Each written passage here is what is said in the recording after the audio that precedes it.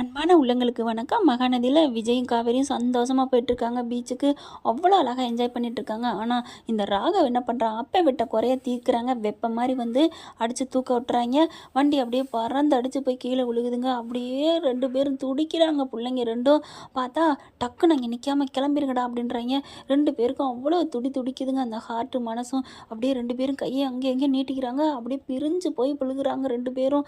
சும்மாவாங்க லாரியில் வச்சு மோதுனா பார்த்தா 2 பேரையும் ஊர் மக்கள் அள்ளிக்கிட்டு ஆஸ்பத்திரி கொண்டு போகிறாங்க. ஆஸ்பத்திரியில் சொன்ன கையோடு இங்கே சாரதாவுக்கும் சொல்லிடுறாங்க. ஃபோன் எடுத்து தகவல் சொல்லிடுறாங்க. 2 செல்லங்களுமே தவிச்சு போய் கிடக்குறாங்க. ஆஸ்பத்திரியில் ட்ரீட்மெண்ட் போயிட்டுருக்குதுங்க. எல்லாரும் வந்துடுறாங்க. வந்துட்டு என் தங்க மகளே நான் அழுகுது சாரதா. எல்லாருமே தாத்தா பாட்டிலேருந்து நான் சொன்னேன் கேட்டிங்களா இதுங்கனால என் பேரனுக்கு இந்த மாதிரி போகும் நடக்கும்னு சொன்னேன் கேட்டிங்களான்னு தவிக்கிறாங்க கல்யாணி பாட்டி. அதுக்கு மேலே ட்ரீட்மெண்ட் நடந்துக்கிட்டே இருக்குது. எல்லாம் நல்லா ஆயிடுது. கொஞ்சம் ஒரு 2-3 நாளில் 2 பேருமே ரெக்கவர் ஆயிடுறாங்க. அதுக்கப்புறம் தேவையாடா இது, நம்ம இந்த ஊரை விட்டு போயிடுவோமா, அவன் இருக்கிற வரைக்கும் உனக்கும் நல்லாது நடக்காது, நீயும் காவேரியை விட மாட்ட அப்படிங்கிறாங்க பாட்டி. விடுங்க பாட்டி பார்த்துக்கலாம், எல்லாம் நல்லா தானே இருக்கும் அப்படிங்கிறாங்க. அதுக்கப்புறம் எல்லாரும் சரின்னு சொல்லிட்டு கிளம்பி வீட்டுக்கு போகிறாங்க. சாரதா மட்டும் நீங்கள் மட்டும் இருங்கம்மா போதும் அப்படிங்கிறாங்க. சரின்னு சொல்லிட்டு சாரதா அங்கேயே இருக்கிறாங்க. அதுக்கப்புறம் சாரதாட்ட காவேரியும் விஜயும் ஒரு பிரச்சனையை பேசி முடிவு பண்ணுறாங்க. என்னன்னு பார்த்தா, அம்மா சத்தியமாக நான் இப்போ சொல்ல போகிறதுக்கு எனக்கு வாக்கு கொடுமா அப்படிங்கிறாங்க. என்னடி சொல்ல போகிற அப்படிங்கிறாங்க. நான் நல்லா இருக்கேன்னு நீ நினைக்கிறியா இல்லையா? நீ நல்லா இருக்கணும்னு நினைக்காம நான் வேறு என்னடி நினைப்பேன்? எங்கள் குடும்பத்துக்காகவே நீ வாழ்ந்தபடி, நீ மட்டும் இல்லடி உன் புருஷனும் அதோடு சேர்ந்துக்கிட்டு வாழ்ந்தாருடி. தான் குடும்பத்தை ஏற்றுக்கிட்டு நடக்கிறாரு. நீ சொன்னால் நான் எது வேணாலும் செய்வேன்.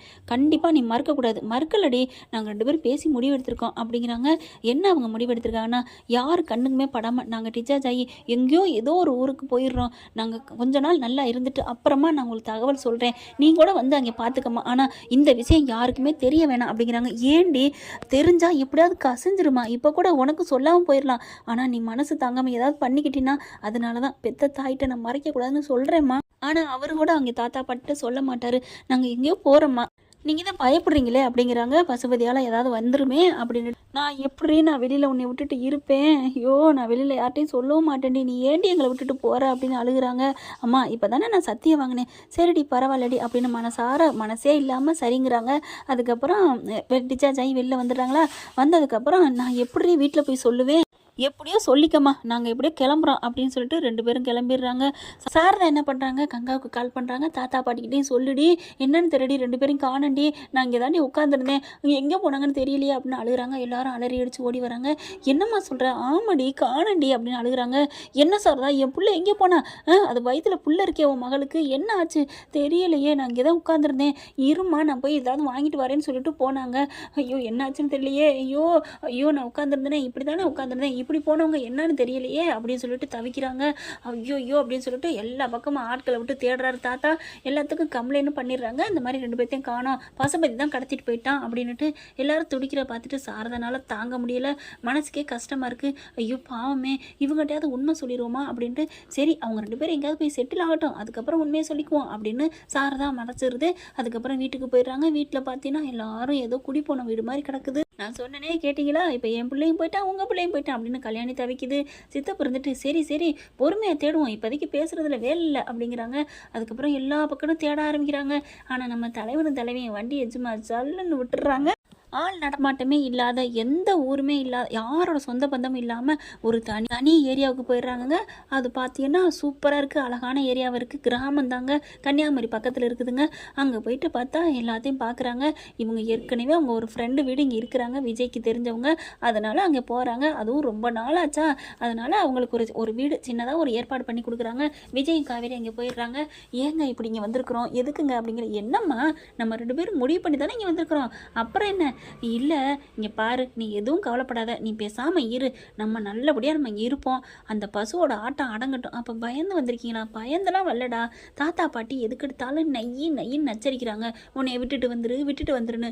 என் தெய்வண்டி நீ, என் ஜாமிடி, என் பொண்டாட்டிடி, என் உயிர், உன்னை நான் விட்டுட்டு எப்படி இருக்க முடியும்? அதனால தான் எல்லாத்தையும் நான் விட்டுட்டு இங்கே வந்துட்டேன். அவங்க ஆஃபீஸை பார்த்தாலும் சரி பார்க்காட்டும் சரி என்னவோ பண்ணிக்கட்டும், நீ உங்கள் அம்மாட்ட சொல்லி எல்லாத்தையும் பார்த்துக்க சொல்லுங்க. இல்லை அவங்க அம்மா ஃபோன் அடிக்கிறாங்க. திருட்டுத்தனமாக போய் ரூமுக்குள்ளே கதவை சாத்திக்கிட்டு, என்ன என்னடியாச்சு அப்படிங்கிறாங்க. அம்மா வீடியோ கால் பண்ணுறேன், வெளியில் சவுண்டு கேட்கும். இல்லடி நான் சவுண்டை குறைச்சி தானே வச்சு கேட்குறேன், சொல்லுடி அப்படிங்கிறாங்க. நான் நல்லா இருக்கேம்மா, இங்கே பாரு அப்படின்னு சொல்லிட்டு வீடெல்லாம் காமிக்கிறாங்க. ஐயோ வீடெல்லாம் சின்ன வீடாக இருக்கே. அம்மா என்ன இதெல்லாம் இல்லாமல் எத்தனை நாள் கஷ்டப்பட்டிருக்கோம் சென்னைக்கு போயிட்டு அப்படிங்கிறாங்க. ஏண்டி காவேரி நான் சொல்லிடட்டா அப்படிங்கிறாங்க. ஐயோ சொல்லாதம்மா, அப்புறம் எல்லோரும் இங்கே வந்துடுவாங்க. சரி நீ எங்கே போகிறேன்னா சொல்ல வேணாம், நான் சொல்லலை, என்ன சொல்லிட்டு தான் போயிட்டாங்கன்னு சொல்லிக்கிறேன்டி ப்ளீஸ்டி அப்படிங்கிறாங்க. ஐயோ அப்படின்னு சொல்லிட்டு சரி இரு நீ நார்மல் காலுக்கு வா அப்படின்னு சொல்லிட்டு நார்மல் கால் பண்ணுறாங்க. அதுக்கப்புறம் ஃபோனை கொண்டு போய் தாத்தா பாட்டிகிட்ட கொடுக்க, தாத்தா பாட்டி இது ஒரு ரகசியம், யாருக்கும் தெரிய வேணாம், நாங்கள் ஒரு இடத்துக்கு வந்துட்டோம், நாங்கள் சொல்கிற வரைக்கும் நீங்கள் யார்கிட்டையும் வெளில சொல்லிக்க வேணாம், காணாமனு எப்படி கம்ப்ளைண்ட் பண்ணீங்களோ அதே மாதிரி இருங்க, இது வந்து அந்த பசுபதி கண்ணை மண்ணை தோறும் அப்படிங்கிறாங்க. எப்பா நீங்கள் இருக்கீங்களாப்பா, நீங்கள் இருக்கிறதே போதுங்க அப்படிங்கிறாங்க. அதுக்கப்புறம் நீங்கள் பாருங்கள் என் மாமியார் குடும்பத்தை நல்லபடியாக பார்த்துக்கிறீங்க, அவங்களுக்கு நீங்கள் துணை, உங்களுக்கு அவங்க துணை, அதனால் நீங்கள் எப்பவும் போல் நீங்கள் ஆஃபீஸை ரன் பண்ணுங்கள் சித்தப்பா அப்படிங்கிறாரு. சொல்லுப்பா அப்படிங்கிறாங்க. எனக்காக தயவு செஞ்சு சித்தப்பா நீங்கள் எதுவும் நினைக்காதீங்க, அந்த வீட்டில் இருக்க எல்லாத்துலேயும் அஜய்க்கும் பாதி பங்கு சரி பங்கு இருக்கு, அவன் என் தம்பி சித்தப்பா, நான் கைவிட்டுற மாட்டேன் சித்தப்பா, அதனால் அந்த இதெல்லாம் நீங்கள் நல்லபடியாக பார்த்துக்கிறீங்களா அப்படின்னு. என் எனக்கும் உன் தம்பிக்கு உரிமை கொடுக்குறியா, பாதிக்கு பாதி எழுதி வைக்கிறா, நீ எவ்வளோ நல்லவனா, நான் தெரியாமல் தப்பு பண்ணிட்டேனப்பா அப்படிங்கிறாங்க. பரவாயில்ல என்ன பரவாயில்ல சித்தப்பா, என் அப்பா தப்பு பண்ணால் நான் என்ன தண்டிக்க போகிறேன், நீங்கள் அந்த குடும்பத்தை அஜய் வர வச்சு எல்லாத்தையும் நல்லா பார்த்துக்கங்க, அந்த வீடெல்லாம் கட்டி கொடுத்துருங்க எல்லாத்துக்கும் அப்படிங்கிறாரு. நான் பார்த்துக்கிறேன்யா, இனிமேல் நான் முழு மனசாக நான் இறங்கி பார்த்துக்கிறேன், நீ எப்போ வேணாலும் வா, ஆனால் அந்த பசுபதியை நம்ம சும்மா விடக்கூடாது, நீங்கள் எதுவுமே சொல்ல வேணாம், ஆனால் அவனை எங்கேயாவது பார்த்தா மட்டும் என் தம்பி என் பிள்ளை எங்கடா வச்சுருக்கேன்னு கேளுங்க அப்படின்னு நடிச்சுக்கோங்க. நடிப்பு தானே, நான் பார்த்துக்கிறேன் அப்படிங்கிறாங்க. அடுத்து பேசிட்டு கீழே அம்மா அப்படிங்கிறாங்க. ஒன்றும் இல்லை அப்படின்னு சொல்லிட்டு போன வச்சுறாங்களா. அதுக்கப்புறம் என்னடா என்ன பண்ணுது, ஒன்றும் பண்ணல, உங்கள் புள்ள உதைக்கிறான், இங்கிட்டு ஒரு உதைக்கிறான், இங்கிட்டு ஒரு உதைக்கிறாங்க அப்படிங்கிறாங்க. ஏன் வயிறு பெருசாக இருக்குடி அப்படிங்கிறாங்களா. ரிப்போர்ட்லாம் எதுவும் எடுத்தாலுமே வந்துட்டோமேங்க அப்படிங்கிறாங்க. அடுத்து பார்த்தா கொஞ்ச நாள் போகுதா, போக போக பிரசவ வலி வந்துடுது.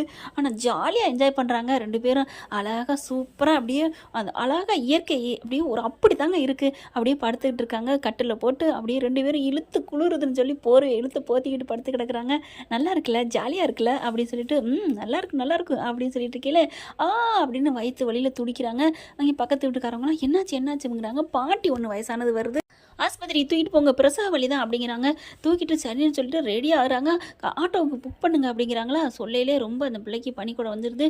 ஐயோ பாவம் அப்படின்னு சொல்லிட்டு வீட்டுக்குள்ளே கூப்பிட்டு போங்க அப்படிங்கிறாங்க. டக்குன்னு தூக்கிட்டு போயிடறாங்க. பாட்டி அங்கே இருக்கிற 2-3 பாட்டிக்கெல்லாம் நிறைய பேர் வந்துடுறாங்க. பாட்டிங்க வைத்தியம் வந்து கிராமத்தில் நல்லா தாங்க பண்ணுவாங்க. எனக்கெல்லாம் எங்கள் பாட்டி தான் எனக்கு சுகப்பிரசவம் பண்ணாங்க. அதே மாதிரி குழந்தை வந்துடுது, வேன்னு கத்துது. விஜய்க்கு சந்தோஷம் தாங்கலை. பார்த்தா அப்படி ஒரு சந்தோஷம், பிள்ளைய கொண்டாந்து கொடுக்குறாங்க.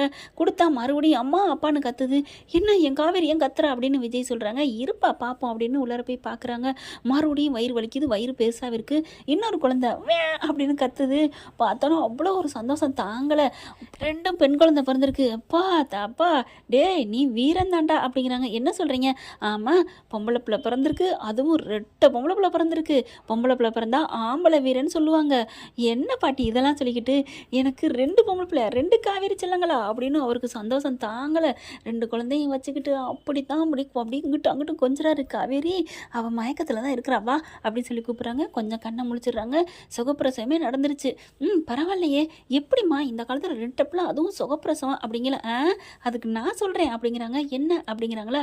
அவள் கொஞ்சம் நஞ்சம் ஓட்டமாக ஓடி இருக்கிறா. என்னப்பா சொல்கிற? ஆமாம், நடந்துக்கிட்டே தான் இருந்தா வாழ்க்கை முழுக்க. 10 மாதம் அந்த புள்ள உருவானதுலேருந்து நடந்து அவன் குழந்தை வர்ற பாதையெல்லாம் நல்லா விரிஞ்சு கொடுத்துருச்சு. அதனால தான் துப்புக்குன்னு பிள்ளை வந்துருச்சு அப்படிங்கிறாங்க. பரவாயில்லையே, நீனே ஒரு டாக்டர் ஆகிட்ட. நான் எப்போ என் பொண்டாட்டி மாசமானாலோ அப்போவே நான் பார்த்துக்கிட்டே தானே இருந்தேன் நெட்டில் அப்படின்னு விஜய் சொல்கிறாங்க. அதுக்கப்புறம் ஏங்க நம்ம அம்மாட்ட சொல்லுவோம்மா? ஆமாம்ல அப்படியே ஃபோன் அடிக்கிறாங்க. அம்மா உங்களுக்கு பேத்திங்க பிறந்துட்டாங்க. என்னது பேத்திங்களா? ஆமாம்மா, 2 பிள்ளைம்மா. என்னடி சொல்கிற? பார்க்கணுன்னு ஆசையாக இருக்குடி. அதெல்லாம் ஆசைப்படக்கூடாது, கொஞ்ச நாளைக்கு அடக்கி வாசிங்க, சந்தோஷத்தை காட்டக்கூடாது, அப்படியே சோகமாகவே மூஞ்சி வச்சுக்கணும்.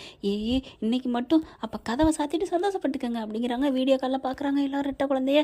ஐயோ காவேரி பிள்ளை பார்க்கணுண்டின்னு கங்காலேருந்து எல்லாம் சொல்கிறாங்க. கல்யாணி பாட்டிலேருந்து இருங்க பசுபதிக்கு 1000 கண்ணு சுற்றி பார்த்துட்டே இருப்பான், பார்த்து ப்ளீஸ் அப்படிங்கிறாங்க. இன்னும் கொஞ்ச நாள் பொறுங்க, நாங்களே வருவோம் அப்படின்னு விஜயும் காவேரி சொல்கிறாங்க. அதுக்கப்புறம் எங்கள் வீட்டில் எல்லோரும் சந்தோஷம் செலிப்ரேட் பண்ணிகிட்டு இருக்காங்க. என்ன ஃப்ரெண்ட் இப்படி போனால் நல்லா தானே இருக்கும், பார்க்கலாம். இந்த விஜய் காவேரியும் வச்சு அந்த ஊரில் இருக்க கிராமத்தில் இருக்க ட்ராக்கை வச்சு கொஞ்ச நாள் கதையை ஓட்டலான்னா கமெண்ட்ஸில் எஸ்ன்னு சொல்லுங்கள். Thank you friends. இந்த வீடியோ உங்களுக்கு பிடிச்சிருந்தா தயவு செய்து லைக் பண்ணுங்க. இன்னும் அப்டேட்ஸ்க்காக சேனலை சப்ஸ்கிரைப் பண்ண மறக்காதீங்க. நம்ம கிட்ட இருக்க எல்லா சேனல்ஸோட லேட்டஸ்ட் வீடியோ அப்டேட்ஸ்க்காக மேல ரைட் சைட்ல காட்டுற லிங்கை கிளிக் பண்ணி வாட்ஸ்அப் குரூப்ல ஜாயின் பண்ணுங்க. உங்களிடம் விடைபெறுவது நான் உங்கள் மெஹர்.